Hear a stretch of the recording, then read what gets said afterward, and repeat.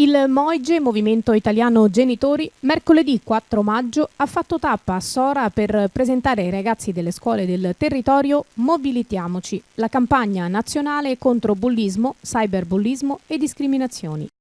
L'iniziativa, fortemente voluta dal Comune di Sora, è promossa dal MOIGE, dal Ministero degli Interni e cofinanziato dall'Unione Europea ed è nata con l'obiettivo di colmare l'assenza, rilevata dall'associazione, di un quadro istituzionale chiaro e condiviso volto a contrastare gli episodi di discriminazione e bullismo, per avere una reale integrazione culturale e sociale che inizi già dall'infanzia, creando una società del domani più tollerante e rispettosa delle differenze.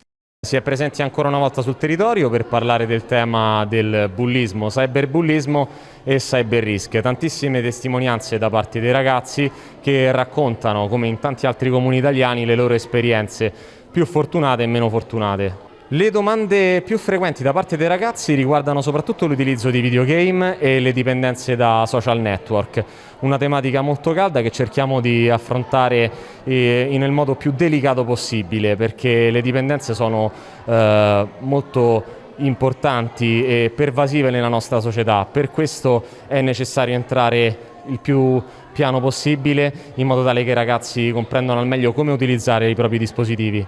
La nostra missione è quella di consapevolizzare all'utilizzo delle nuove tecnologie. Il Comune di Sora, sempre attento alle tematiche che toccano il mondo dei ragazzi, ha sposato con entusiasmo l'iniziativa, visto che il cyberbullismo sta diventando un fenomeno sempre più preoccupante, acutizzato dalla pandemia in corso. Come Comune di Sora abbiamo sposato questa iniziativa dell'associazione MOIGE, che è vicina ai ragazzi, e per questo oggi abbiamo incontrato le scuole di ogni ordine e grado, dalle elementari alle superiori, proprio per parlare del problema che oggi accomuna un po' tutti i giovani e anche noi genitori, il bullismo, il cyberbullismo. Grazie a questa associazione abbiamo promosso questa iniziativa proprio per sensibilizzare i ragazzi a non usare i cellulari, i social in maniera non del tutto idonea, e quindi a dare loro delle spiegazioni per come gestire il quotidiano. L'incontro di oggi è particolarmente interessante e si inserisce in una serie di iniziative che promuovono quello che è un confronto sano. Infatti, in quanto delegato alle politiche giovanili, ritengo fondamentale che ci sia uno stretto confronto tra i ragazzi e che quindi